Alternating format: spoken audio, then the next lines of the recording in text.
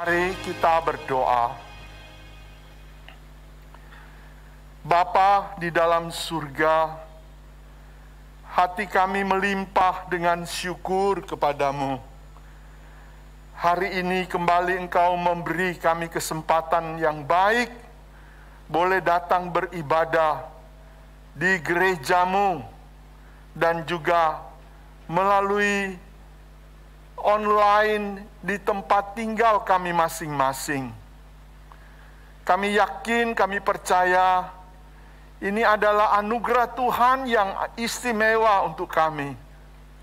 Kalau Tuhan memberi kami kesempatan, kami pun yakin Tuhan menyediakan berkat-berkat rohani untuk kami, untuk keluarga kami. Kami mohon dengan kerendahan hati, kiranya Roh Kudus mengarahkan kami, supaya tatkala kami membaca dan merenungkan kebenaran firman-Mu, kami dihantar sampai kepada kebenaran yang Engkau izinkan kami pahami. Tolonglah dia yang berkata-kata, supaya dengan tuntunan Roh Kudus Tuhan, menyampaikan pesan, berita yang ingin Tuhan sampaikan pada pagi hari ini. Demi nama Tuhan Yesus kami berdoa. Amin. Silakan duduk. Karena saya sudah pakai ini, bolehkah saya lepas? Ya. Mari kita membuka dari kitab.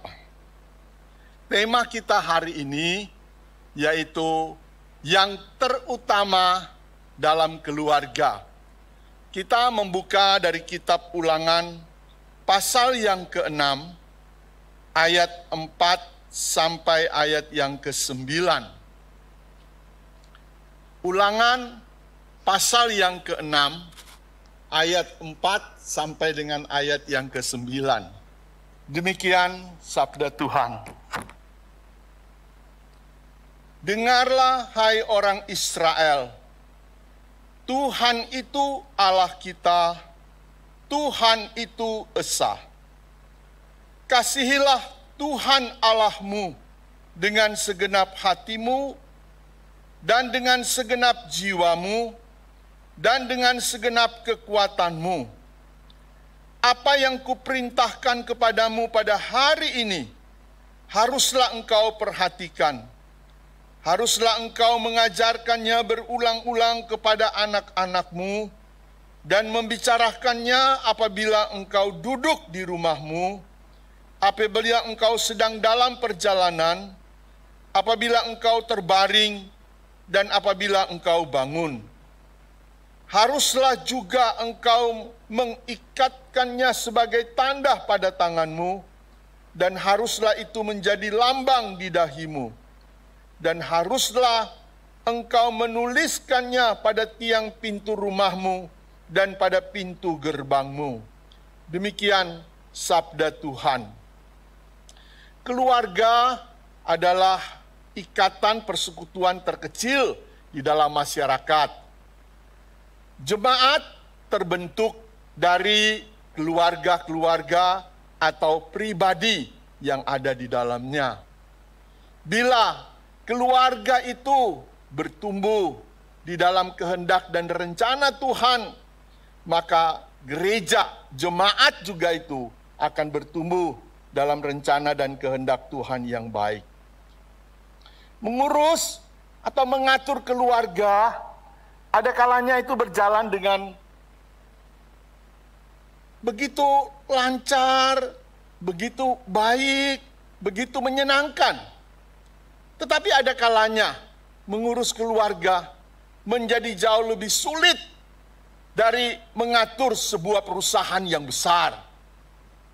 Ada orang kerja di satu perusahaan besar, punya kedudukan sebagai pimpinan, tapi dia bilang, saya ngurus ini pabrik besar begini gampang Pak Jimmy, tapi mengurus keluarga dengan 3 orang anak betapa sulit. Oh begitu ya? Ya, tidak mudah. Ada seorang pemuda beberapa tahun yang lampau datang ke saya, lalu dia bilang, Pak Jimmy itu loh cicik saya itu, kok repot banget. Cuma 3 anak, selalu ngeluh repot. Mau ngantar sekolah, mau ngajar, mau ini, mau ini, mau ini. Kan gampang Pak Jimmy ngurus 3 anak.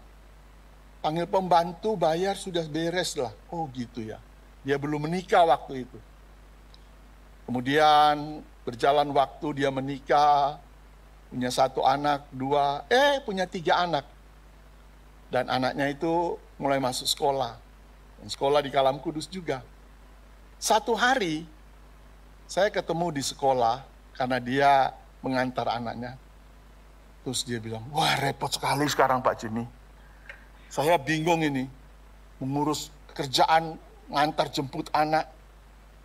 Terus saya senyum, saya bilang, kalau enggak salah ya, beberapa tahun yang lampau, kamu pernah bilang, cici saya itu loh, ngurus 3 anak kok repot banget. Dia terus tunduk, loh kok Pak Jimmy masih ingat? Iya, ngurus 3 anak, terus keluarga kok repot banget. Sekarang dia baru merasakan, ternyata memang tidak gampang. Apa itu keluarga?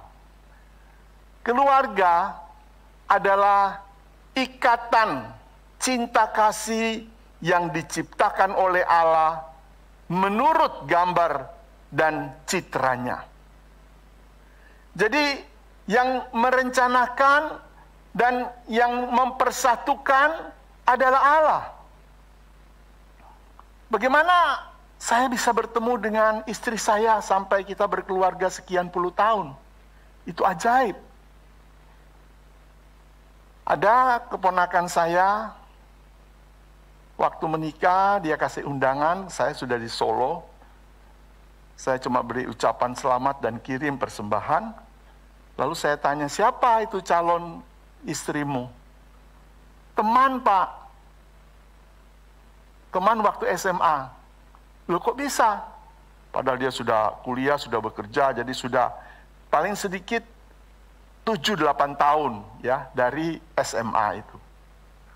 Oh sudah kenal ya sejak SMA? Enggak. Waktu itu kita saling cuek aja, enggak saling perhatikan. Sudah ketemu lagi, istilah almarhum Pak Budi Wijaya, mak greng gitu. Dulu enggak greng, enggak ras. Teman SMA, akhirnya sekarang sudah berkeluarga, punya 3 anak. Saya juga ketemu di Solo. Ada orang menikah, usianya ya sudah cukup lanjut. Siapa sih calonnya? Teman dulu kok. Oh, teman dulu maksudnya? Waktu SMP, kita satu sekolah, satu kelas. Terus SMA kita pisah. Sudah belasan tahun. Ketemu lagi. Padahal sama-sama di Solo. Lalu pacaran dan akhirnya menikah sampai sekarang. Aktif di gereja. Saya ketemu, saya tanya, kok bisa ya, Cik? Iya, Pak Jimmy. Apakah dulu waktu di SMP sudah muncul benih-benih cinta? Enggak, saya enggak lihat dia. Orangnya cilik, kurus, rempeng. Oh gitu. Tapi setelah belasan tahun, ketemu lagi dan bertemu menjadi suami istri. Tuhanlah yang mengikat di dalam rencana dan kehendak Tuhan yang ajaib. Tuhan yang menuntun. Apa itu keluarga? Keluarga adalah ikatan cinta kasih dan kesetiaan yang didasarkan pada Yesus Kristus. Ikatan cinta kasih dan kesetiaan yang fondasinya, dasarnya adalah Yesus Kristus. Dasar itu sesuatu yang sangat penting, ya. Bangun gereja ini sebegitu besar, sebegitu luas, kita lihat gedungnya besar, itu pasti karena ada fondasi yang kuat, yang kokoh, menahan gedung gereja kita yang begitu besar ini. Fondasi atau dasar itu sangat penting. Kalau dasarnya sampai tidak jelas, dasarnya sampai goyah, maka bangunan yang di atas itu akan mengalami masalah. Atau dasar yang dipakai itu tidak tepat, maka bangunan yang di atasnya itu akan bermasalah. Saya pernah membaca berita, ada sebuah gedung berlantai 4, tiba-tiba ambruk gitu loh. Tidak ada gempa, tidak ada apa.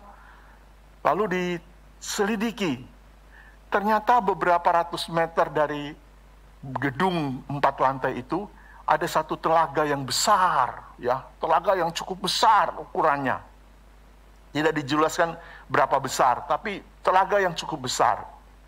Setelah sekian tahun, ternyata air dari telaga itu mengalir di tanah dan melewati bawah fondasi dari bangunan yang 4 lantai itu. Menggerus bertahun-tahun, mungkin awalnya cuma merembes gitu ya. Lama-lama mengalir, lama-lama membuat saluran kecil, lama-lama membuat saluran besar, tergerus, dan pada satu saat gedung 4 lantai itu roboh. Tidak ada hujan, tidak ada badai, tidak ada gempa, karena ada air yang pelan-pelan menggerus di bawah fondasi bangunan itu. Padahal sudah dibangun dengan baik. Bangunan itu bisa roboh karena ada gangguan, ya, ada ancaman. Kita diikat oleh cinta kasih kesetiaan di dalam Kristus, bukan ikatan-ikatan yang lain, bukan transaksi-transaksi yang lain. Betapa bahaya kalau membangun rumah tangga, membangun keluarga atas dasar ikatan-ikatan yang lain. Maka tidak jarang kita mendengar di luar banyak keluarga yang akhirnya harus pisah. Sebab ikatan yang dipakai itu sekarang sudah tidak ada. Materi yang diharapkan menjadi ikatan sekarang sudah habis. Kecantikan, kegantengan yang dipuja-puji sekarang sudah tidak ada. Ada lain yang lebih cantik, ada lain yang lebih ganteng, atau ada lain yang lebih kaya. Ikatan cinta, kasih, dan kesetiaan di dalam Kristus, bukan transaksi dagang. Menikah itu adalah memberi, bukan untuk mendapatkan. Itu prinsip-prinsip dasar dari berkeluarga. Nah, keluarga itu sesungguhnya mempunyai paling sedikit 2 fungsi, ya. Kita memahami dulu ini, baru kita masuk pada poin yang intinya. Keluarga itu berfungsi sebagai tempat perlindungan. Anak-anak menikmati atau anggota keluarga menikmati cinta kasih itu di dalam keluarga. Karena keluarga diikat oleh cinta kasih. Jadi seharusnya seluruh anggota keluarga menikmati cinta kasih itu. Saya ingin ulangi kata kasih itu yang diajarkan oleh Alkitab, gitu ya. Ada kata eros. Kata eros itu cinta kasih yang romantis. Itu dibutuhkan dalam keluarga. Menciptakan suasana yang romantis, hubungan suami istri yang romantis. Cinta kasih yang seperti ini itu dipengaruhi oleh emosi dan perasaan, sehingga tidak stabil.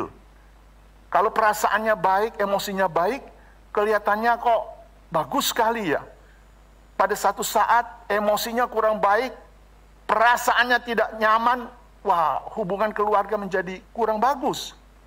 Lalu itu tergantung kepada objek, kepada dia, dan berpusat kepada saya. Kepentingan saya, dan itu tergantung kamu. Kalau kamu itu baik, ya saya bisa baik. Kalau kamu itu menyenangkan, saya juga menyenangkan. Tapi kalau kamu sudah kurang baik, kamu tidak menyenangkan, saya enggak juga. Kasih yang eros seperti itu. Itu kasih yang wajar ada pada saudara, juga ada pada saya. Tuhan memberikan kasih itu untuk kepentingan yang romantis dalam keluarga. Tapi kalau kita berhenti, keluarga hanya diikat dengan cinta kasih seperti itu bahaya. Yang kedua, kasih yang disebut filia, itu bukan kasih yang romantis, tanpa romantis. Kasih yang untuk kepentingan bersama dalam keluarga. Tapi dia menjadi lebih stabil dari kasih yang eros. Dan yang ketiga, yang utama, kasih yang disebut agape. Seringkali banyak penulis mengatakan bahwa kasih agape itu adalah kasih ilahi. Kasih yang terjadi bisa dengan perasaan, bisa tanpa perasaan. Itu sebabnya kasih yang agape itu kasih yang stabil. Bukan tergantung perasaan saya, bukan tergantung emosi saya.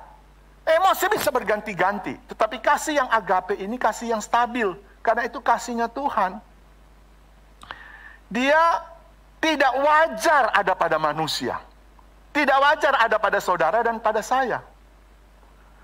Tergantung kepada subjek, saya, subjek, tergantung kepada saya, tetapi berpusat kepada objek, kepada dia.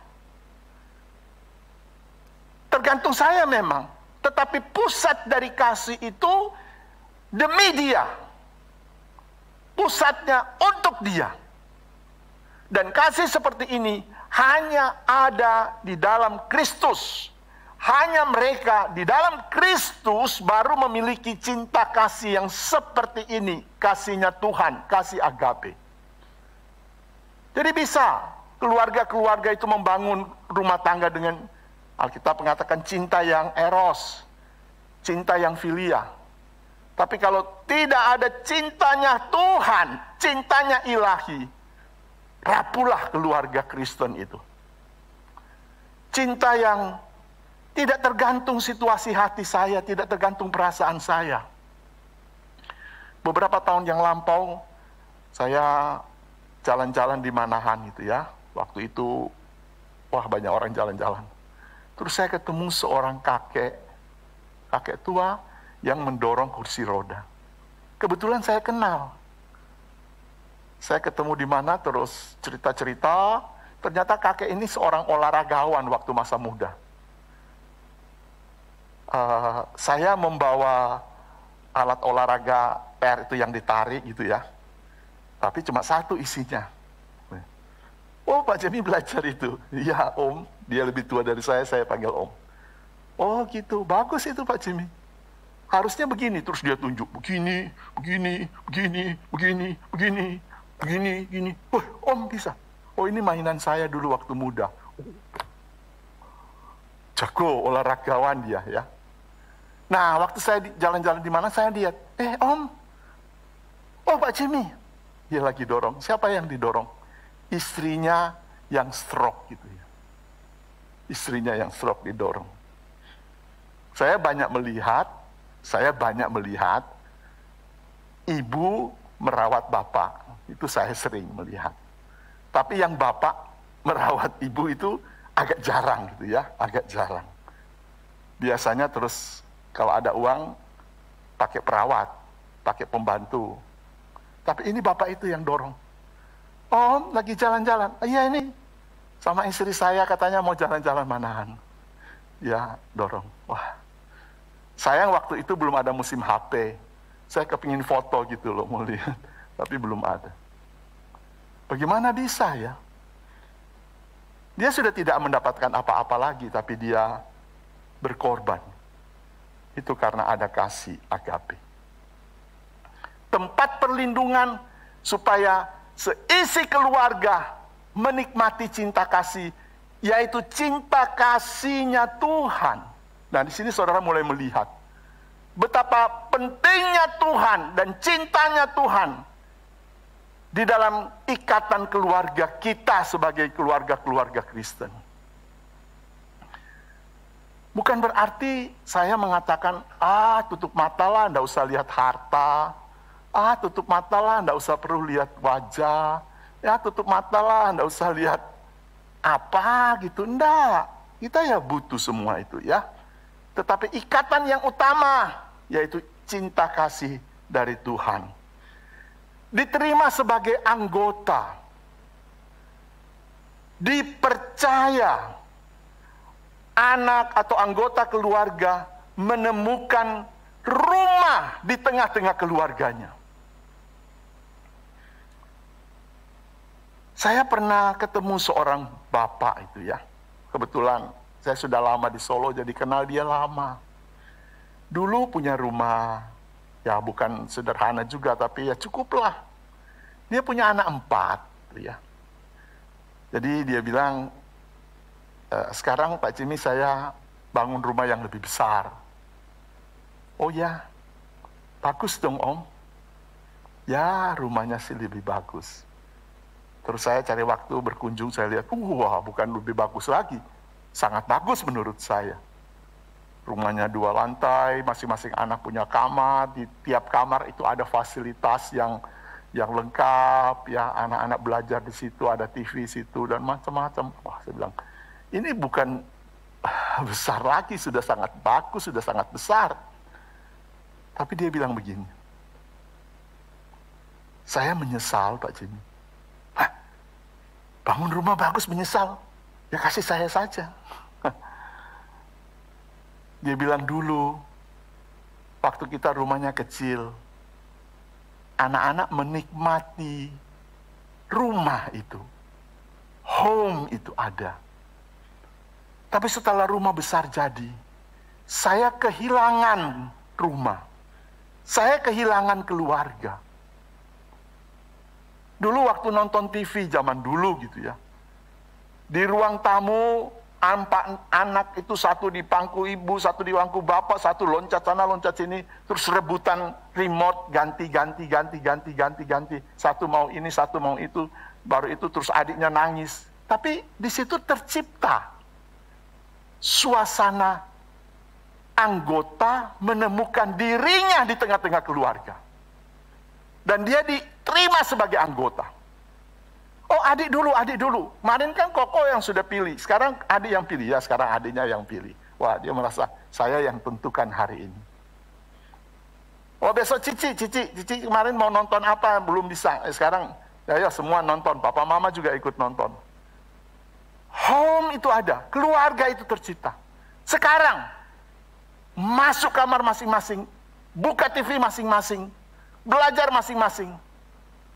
Kalau mau dipanggil pakai iPhone, ayo turun makan semua, di mana?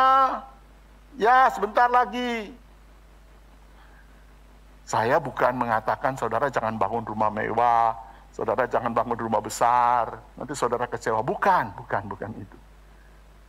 Tentu ada cara bagaimana mengatasi itu. Yang penting anak-anak atau anggota keluarga, mereka menemukan rumah, mereka menemukan dirinya sebagai anggota di dalam rumah itu. Bukan tempat penginapan, bukan hotel. Syukur ya sekarang itu lagi pandemi gitu ya. Jadi banyak mami-mami itu yang stres, bilang, waduh Pak Jimmy saya stres. Entah mau bikin apa sama anak itu di rumah. Anak itu usil. Yang satu bilang, wah Pak Jimmy saya bingung. Anak itu minta makan, tahu enggak? SD kelas 2 naik 15 kilo, Pak. Jadi seragamnya yang baru dibeli, udah gini, tidak bisa dikancing. Celananya tidak bisa dipakai. Karena di rumah terus makan terus katanya. Sampai sekolah mau ada program pelatihan untuk anak-anak yang overweight. Ya. Ada rasa aman yang dinikmati oleh anggota keluarga. Di luar rumah ada banyak ancaman. Ancaman fisik, ancaman di luar fisik, ancaman pergaulan, ancaman pandangan hidup, ancaman IT, dan macam-macam ancaman. Nah, rumah itu, keluarga itu menjadi tempat perlindungan dan seisi keluarga merasa aman. Kalau pulang dari aktivitas masing-masing, mereka rindu sekali sampai di rumah gitu. Mereka kepingin sekali ketemu dengan anggota keluarga. Waktu saya jadi kepala sekolah SD, ada satu ibu, dia minta tolong. Pak Jimmy, mbok tolong beritahu suami saya. Kenapa?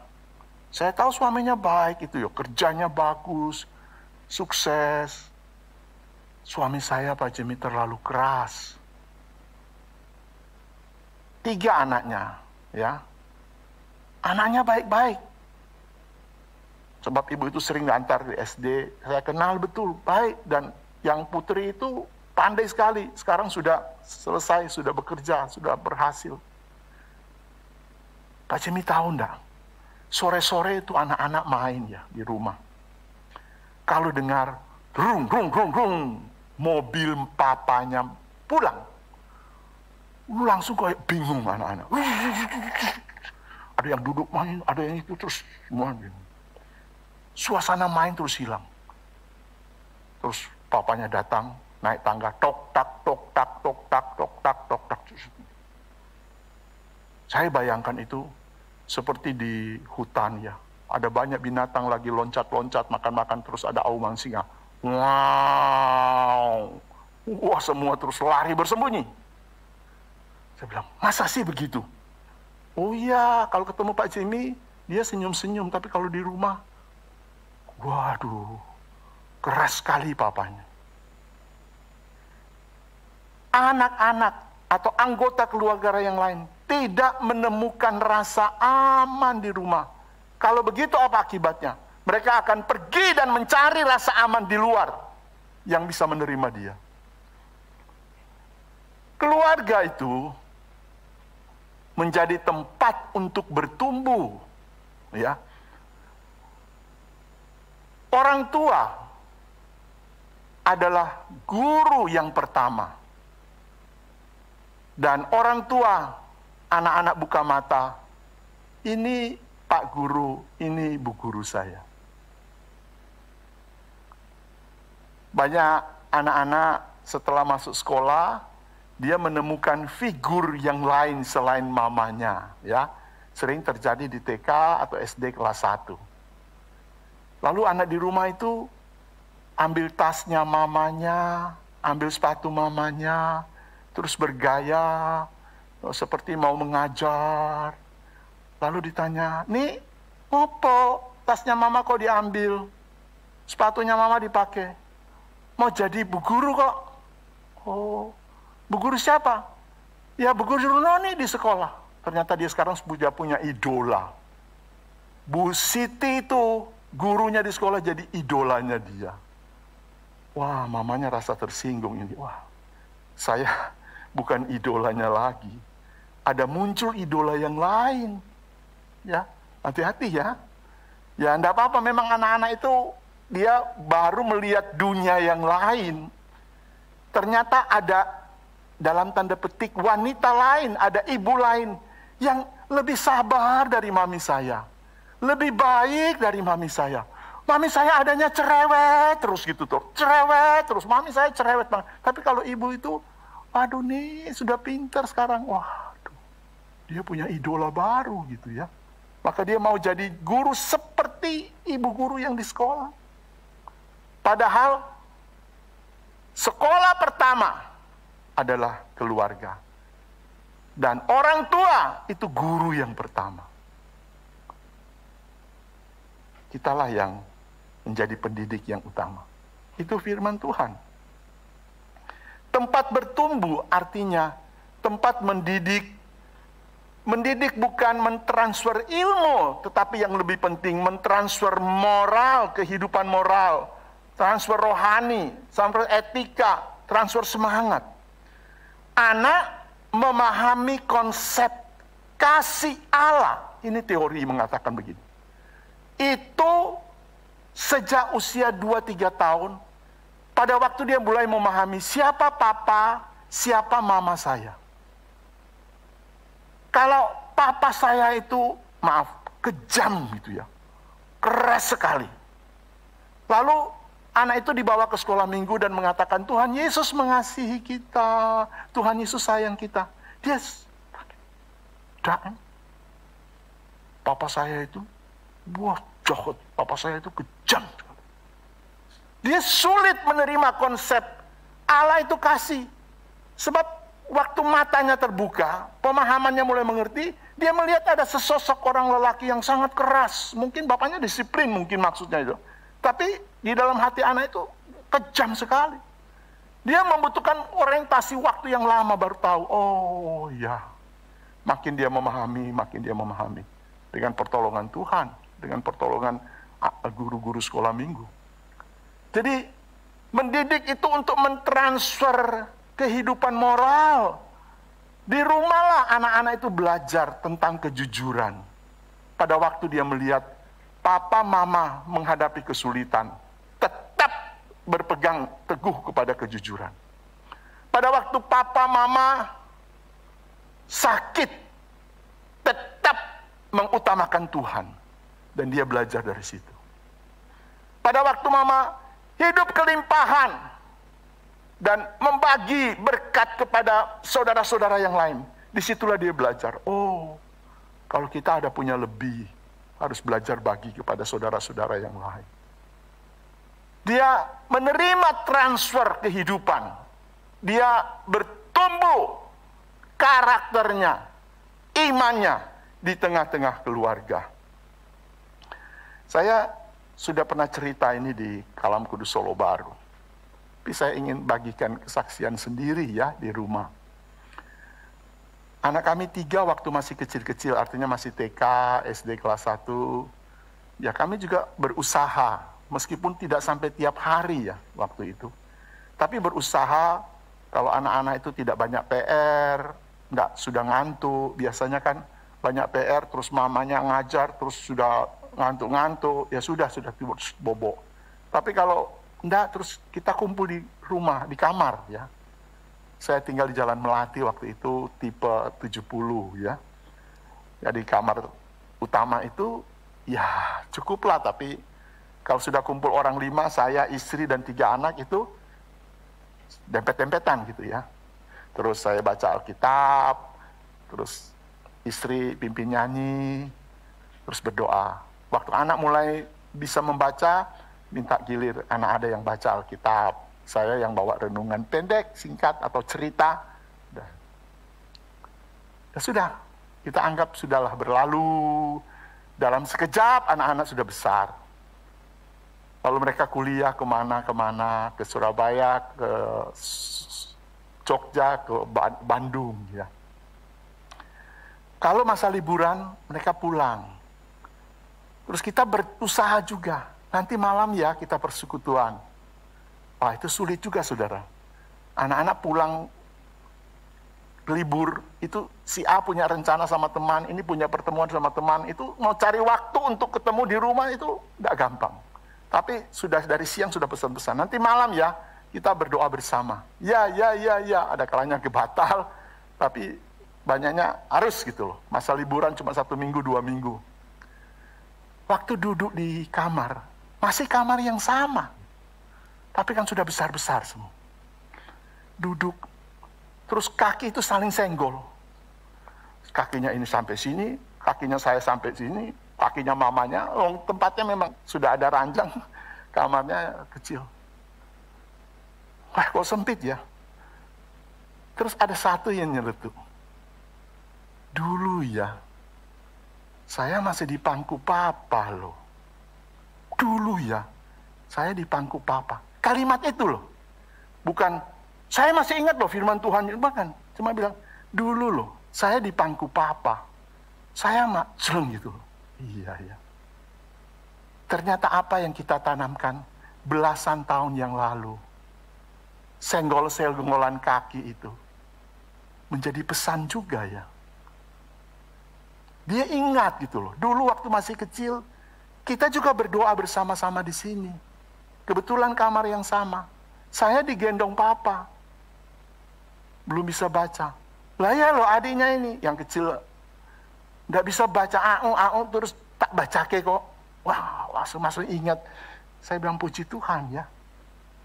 Suasana berdoa bersama. Mereka bertumbuh rohaninya sejak kecil itu. Sempat kami berikan. Kalau toh sekarang ada bapak ibu sudah tidak sempat, ya untuk cucu lah ya, untuk cucu. Tapi tidak salah juga anak-anak yang sudah besar dikumpul bersama-sama terus berdoa. rumah tempat untuk bertumbuh. Dan rumah keluarga itu tempat untuk menyampaikan isi hati. Banyak hal di dalam pergumulan anggota keluarga anak-anak. Baik papa mama maupun anak-anak. Banyak. Dan kita coba belajar ya, mungkin di budaya Tionghoa itu tidak biasa gitu ya, tidak biasa orang tua menceritakan isi hatinya. Ya, itu urusan papa ya urusan papa, urusan mama. Bahkan banyak itu kalau urusan kerjaan mama tidak boleh dengar. Kalau papa lagi rundingan sama teman kerja, istrinya suruh di kamar sana, kamu di sana, tidak boleh ikut-ikut. Saya bilang begitu, oh iya. Tapi kita belajar mencurahkan isi hati anak-anak kepada orang tua. Orang tua juga kepada anak-anak, sebab keluarga tempat bertumbuh. Nah, sekarang kita masuk yang penting. Apa yang terutama? Ya, yang terutama dalam keluarga. Ulangan pasal 6 ayat 4-9, khususnya tadi yang dibacakan bersama ayat 4 sampai ayat 5. Yang utama dikatakan Tuhanlah yang utama. Dengarlah hai orang Israel. Kata dengarlah hai orang Israel itu terkenal dengan istilah Shema Yisrael, bahasa Ibrani. Shema itu artinya bukan sekedar kita mendengarkan ada bunyi yang masuk ke pendengaran kita, ada suara yang masuk ke pendengaran kita. Tapi Shema itu bisa berarti kita mempersilakan atau mengizinkan bunyi itu atau berita itu meresap di dalam hati, dipahami dengan benar, kemudian kita memberikan respon yang positif terhadap berita itu. Sehingga Shema Israel ini terkenal di antara orang-orang Yahudi sampai sekarang ini. Mereka sering mengucapkan paling sedikit sehari 3 kali seperti minum obat gitu loh. Waktu ada ibadah pagi, ibadah sore, atau ibadah malam, mereka mengeluarkan, dengarlah hai orang Israel. Tuhan itu Allah kita, Tuhan itu esa. Seolah-olah satu semboyan, ya. Dengarlah hai orang Israel. Jadi, apa yang didengar? Berita yang pertama dikatakan, Tuhan itu Allah kita, Tuhan itu esa. Jadi kita ini miliknya. Dan pemilik kita itu esa. Itu penekanan teologis tentang monoteisme bagi orang Israel itu sangat kuat. Itu pesan utama. Dan pesan ini juga yang dikatakan oleh Tuhan Yesus waktu mengucapkan hukum utama yang tadi kita bacakan, tetapi dalam versi Injil Markus. Maka kata Yesus, dengarlah hai orang Israel, diawali dengan kata-kata seperti itu. Seperti yang diucapkan Musa. Di Matius tidak, di Lukas tidak, tapi Injil Markus diawali Tuhan Yesus berkata, dengarlah hai orang Israel, hendaklah engkau mengasihi Tuhan Allahmu, dan seterusnya, bla bla bla bla. Jadi setelah kamu mendengar siapa itu Tuhan, Tuhan itu Allah kita, kita ini miliknya, dan Tuhan yang kita percaya itu Tuhan yang esa, baru muncul pesan. Hendaklah engkau mengasihi Tuhan Allahmu dengan segenap hati, segenap jiwa, segenap kekuatan. Artinya seutuhnya. Ya. Jadi Tuhan itu Allah yang esa. Dengarlah hai orang Israel. Izinkanlah berita ini sampai di hatimu. Pahamilah dengan benar. Dan berilah respon yang positif tentang hal ini. Apa itu? Ingatlah, Tuhan itu esa, Tuhan itu Allah kita. Jadi dia yang satu-satunya untuk kita kasihi dengan segenap, dengan seutuhnya. Dan untuk kita taati. Sebab di ayat-ayat berikut dikatakan, dan lakukanlah apa yang diperintahkannya. Bapak, Ibu, Saudara-saudara, anak cucu kita belajar meletakkan Tuhan di atas segala-galanya melalui teladan kita. Saya sudah 30 sekian tahun sebagai pendeta. Jadi saya memahami pengertian ini. Tapi dalam praktek saya terus belajar. Sehari lepas sehari. Meletakkan Tuhan di atas segala-galanya. Mengasihi Tuhan segenap seutuhnya dalam keluarga dan dalam segala aspek hidup. Bersyukur pada bulan Juni kemarin, kami keluarga punya pengalaman tes PCR itu positif gitu ya. Sama seperti Pak Martinus dengan putrinya. Wah, siapa yang tidak kaget ya? Istri lebih dulu, kemudian saya dan anak satu. Jadi satu rumah 3 orang itu positif. Di dalam sakit, di dalam isolasi itu banyak merenung. Ya, banyak merenung. 1 bulan lebih, karena 2 minggu periksa masih positif meskipun CT-nya sudah naik. 2 minggu berikutnya dicek baru negatif gitu ya. 1 bulan itu di rumah, masuk keluar di rumah, istri di kamar cuma dikasih makanan terus lihat. Ada kalanya saya buka pintu pelan-pelan lihat dia berdoa. Ada kalanya dia juga pelan-pelan lihat saya di kamar satu, bukan kamar sih, ruang belajar saya jadikan kamar karena harus isolasi gitu. Dia lihat saya juga sedang berdoa sambil tulis-tulis kesaksian hari itu apa. Lalu mulai belajar. Ya, Tuhan itu yang utama. Kita tidak bisa apa-apa. Tuhan itu yang utama. Meletakkan Tuhan di atas segala-galanya, kita merasa tenang. Kalau Tuhan izinkan, sebab Tuhan mengasihi kita, ya jadilah kehendak Tuhan. Tapi untuk sampai situ kan tidak mudah. Dan saya percaya juga jemaat sedang belajar, kita semua sedang belajar. Menjadikan Tuhan sebagai yang utama dalam keluarga kita, dalam aktivitas kita, dalam segala segi hidup kita, itu bukan mudah. Tetapi itulah pesan. Itulah tuntutan. Dan menjadikan Tuhan sebagai yang utama dalam keluarga kita itu melalui kesaksian dari hubungan orang tua dengan Tuhan. Bagaimana anggota keluarga kita, anak-anak kita melihat pada waktu papa, mama sedang ada kesulitan besar, mereka tahu. Bagaimana papa mama memecahkan masalah itu bersama Tuhan. Bagaimana mereka melihat pada waktu papa mama berkelimpahan.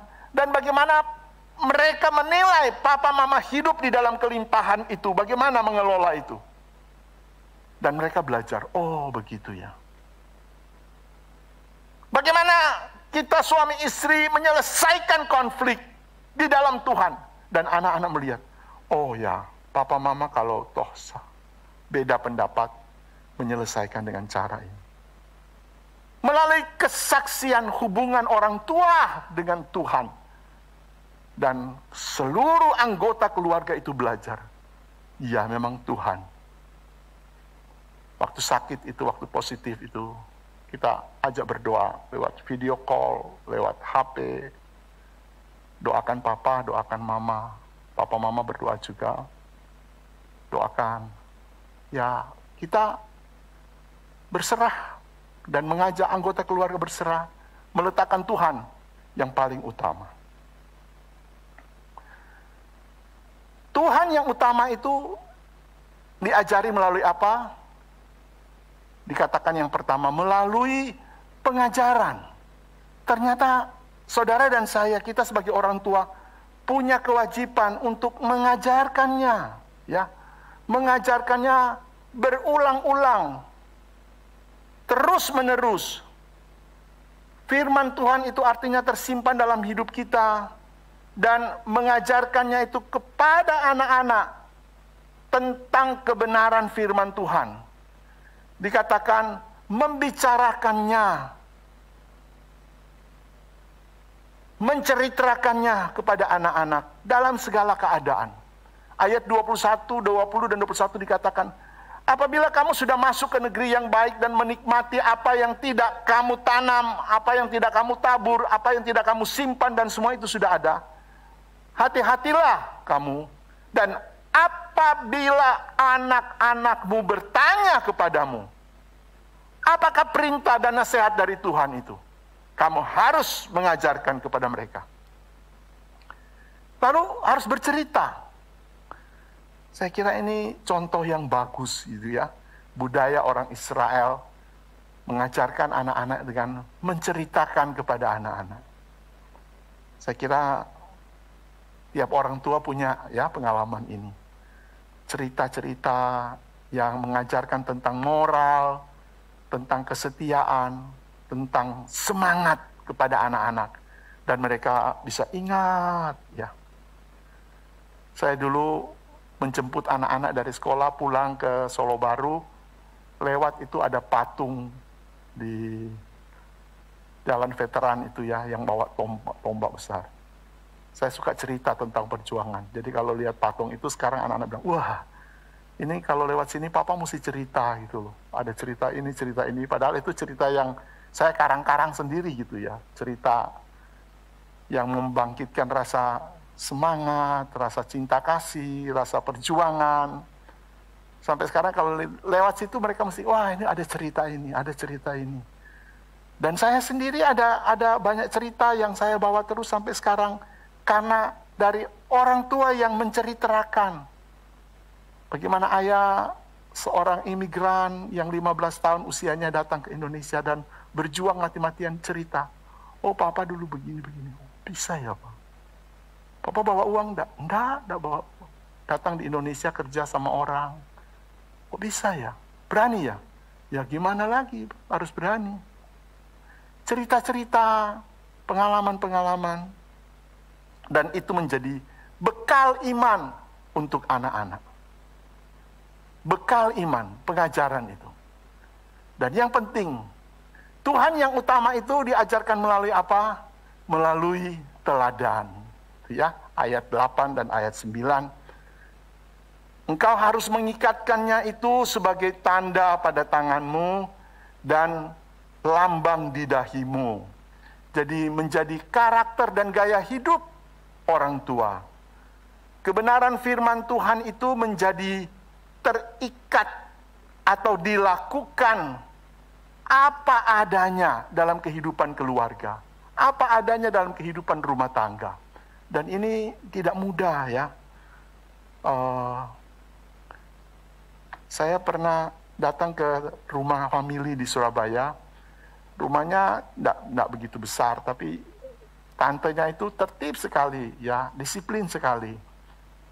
Suaminya kerja di kapal, jadi jarang di rumah. Nah dia ada anak satu putri, ya ajar dengan disiplin, dengan tertib.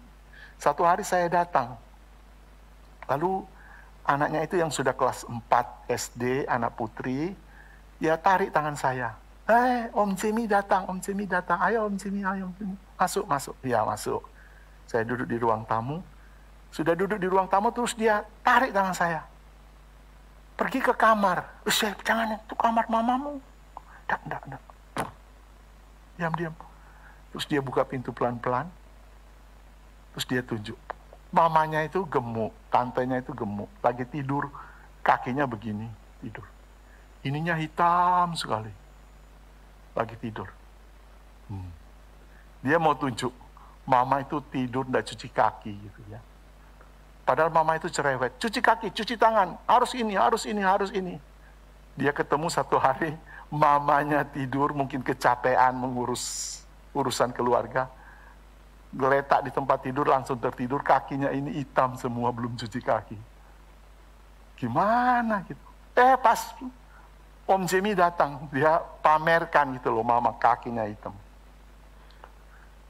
Memberi teladan kepada anak-anak di dalam kehidupan iman, di dalam kehidupan moral, dalam semangat bekerja, itu tidak mudah. Tetapi itu yang disampaikan, kamu harus mengikatnya sebagai tanda pada tanganmu dan lambang di dahimu. Kamu lakukanlah itu, dan anak-anak melihat semuanya. Mengalir secara alami, berlangsung secara alami. Itu sebabnya tadi saya katakan, ada kalanya keluarga itu berlangsung secara alami, baik-baik dan menyenangkan, dan anak-anak bertumbuh dengan baik. Tapi ada kalanya begitu sulit, jauh lebih sulit mengurus satu perusahaan yang besar. Dan itu harus terjadi secara alami. Kita duduk bersama dengan anak-anak. Dan dikatakan ditulis pada pintu rumahmu dan pada pintu gerbangmu. Artinya harus mulai dari rumah kita sampai menyebar di lingkungan di mana kita berada. Orang lain mengenal anak-anak kita, oh dia dari keluarga yang baik-baik. Karena kita memulai dari pintu rumah kita dan dari pintu gerbang. Lingkungan yang lebih luas. Teladan hidup itu mengalir. Saya akhiri dengan sebuah ayat yang tadi kita baca. Yosua 24 ayat 15 mengatakan, tetapi aku dan seisi rumahku, kami akan beribadah kepada Tuhan. Ini penggalan dari pidato perpisahan Yosua dengan orang-orang Israel. Pada pasal 23, dia menyampaikan pidato perpisahan kepada para pemimpin bangsa Israel. Lalu, selesai pidato, dia menambahkan dengan pesan-pesan penting. Pesan-pesan penting itu merupakan aplikasi dari pidato perpisahan Yosua kepada bangsa Israel. Pasal 24 ayat 2 dan seterusnya dikatakan, kita sudah menikmati kebaikan-kebaikan Tuhan sejak keluar dari tanah Mesir dan menolong kita menghadapi musuh-musuh dalam perjalanan, menghadapi kesulitan macam-macam. Sekarang kita sudah ada di tanah yang baik, tanah yang dijanjikan. Beribadahlah dengan tulus ikhlas, dengan setia kepada Tuhan. Jauhkanlah berhala-berhala nenek moyang kita yang tidak sesuai. Lalu dia menentukan sikap. Jikalau kamu pandang tidak baik beribadah kepada Tuhan, silakan kamu tentukan sendiri. Kamu mau beribadah kepada siapa? Tetapi aku dan seisi rumahku, kami akan beribadah kepada Tuhan. Kami akan menyembah kepada Allah itu, Allah yang esa. Dan ini sejalan dengan pesan Musa kepada orang Israel di dalam Ulangan pasal 6. Allah itu, dia itu adalah Allah kita. Dia adalah Allah yang esa. Dan pada waktu mereka sampai di tanah Kanaan, sudah menikmati kebaikan-kebaikan Tuhan, Yosua ingat pesan Musa itu. Maka dia pesan supaya mereka tetap beribadah dengan setia, dengan tulus kepada Tuhan. Tapi kalau kamu pandang itu tidak baik, silakan kamu menyembah kepada siapa yang kamu pilih.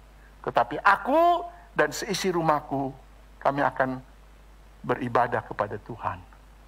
Semoga komitmen Yosua menerapkan janji Musa kepada bangsa Israel menjadi komitmen kita dalam keluarga kita dalam bulan keluarga ini. Tetapi aku dan seisi keluargaku, kami akan beribadah kepada Tuhan. Mari kita berdoa.